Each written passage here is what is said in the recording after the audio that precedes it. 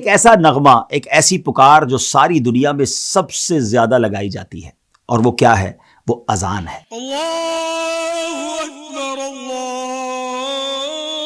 اکبر۔ سبحان اللہ، رب عز و جل نے اذان کا کیا شاندار نظام ہمیں عطا فرمایا ہے۔ اگر غور کریں نا ناظرین دنیا کے نقشے پہ، یہ آپ کو جو فجی نظر آ رہا ہے، یہ دنیا کا ایک طرح سے کونا ہے۔ سب سے پہلے فجر کی اذان یہاں ہوتی ہے، اور فجر کی اذان جب یہاں ختم ہوتی ہے تو اس کے بعد اگر آپ نقشے پر آگے بڑھتے جائیں تو پھر نیوزی لینڈ، آسٹریلیا، انڈونیشیا، آگے آئیں تو پھر جناب Singapore, Malaysia, Japan, Hong Kong آ جائیں تو کولمبو، پھر بنگلہ دیش، انڈیا، پاکستان۔ ہمارے وطن پاکستان میں پھر فجر کی اذانوں کا سلسلہ ہوتا ہے، پھر یہ سلسلہ آگے چلتا ہے تو اس کے بعد آپ آگے چلیں تو عرب ممالک، گلف ایریاز، اور پھر آگے چلیں تو یورپی ممالک، پھر امریکہ اور کینیڈا میں اذان فجر ہوتی ہے۔ جیسے ہی یہ اذان فجر وہاں ختم ہونے کا وقت ہوتا ہے تو جناب پھر فجی میں ظہر کا وقت شروع ہو جاتا ہے۔ اللہ اکبر، کون سا وقت ہے جس وقت اللہ اکبر کی صدائیں بلند نہیں ہوتی؟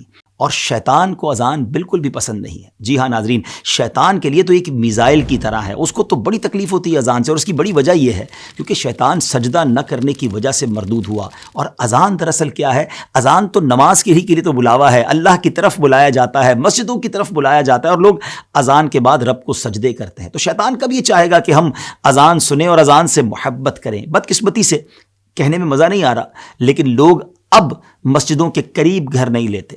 مسجد کے قریب پراپرٹی تھوڑی سی کم قیمت پہ بکتی ہے، اور شاید اس کی وجہ یہ ہے کہ اذان کی آواز زیادہ آئے گی یا تھوڑا سا پارکنگ وغیرہ کا شاید پرابلم نہ ہو جائے۔ نہیں ناظرین، مسجد تو اللہ کی پسندیدہ جگہ ہے زمین پر۔ ہمیں تو ایسی جگہ گھر لینا چاہیے کہ جہاں عاشقان رسول کی مسجد قریب ہو، جہاں ہم نمازیں با جماعت ادا کر سکیں اور ہمارے گھروں میں اذان کی آواز آئے۔ احادیث میں مضمون ملتا ہے کہ جب اذان ہوتی ہے تو شیطان جو ہے وہ روحہ تک چلا جاتا ہے۔ مدینہ پاک سے روحہ جو ہے وہ آلموسٹ 36 مائلز ہے، یعنی اذان کی آواز سے شیطان اتنا دور بھاگ جاتا ہے۔ تو اگر ہمارے گھروں میں اذان کی آواز آئے گی تو شیطان انشاءاللہ ہمارے گھروں سے بھی دور بھاگ جائے گا۔ بلکہ امیر اہل سنت جو فاؤنڈر آف دعوت اسلامی، انہوں نے تو بڑی ایک پیاری نیت بھی ہمیں عطا فرمائی کہ اپنے گھر میں جب روشن دان بنائیں، ہم کھڑکیاں تو بناتے ہی ہیں نا، ایک تو نیت یہ ہوتی ہے کہ اس میں سے ہوا آئے گی، روشنی آئے گی، مگر ایک نیت اور شامل کر لیں کہ اس میں سے اذان کی آواز بھی میرے گھر میں آئے گی، تو سبحان اللہ کتنی برکتیں حاصل ہو جائیں گی، اور کھڑکی بنانے کا بھی ہمیں ثواب ملے گا۔ تو ناظرین، بلکہ اذان تو اتنی بڑی نعمت ہے کہ اگر اذان کا جواب دیا جائے، احادیث میں یہ مضمون ملتا ہے کہ اگر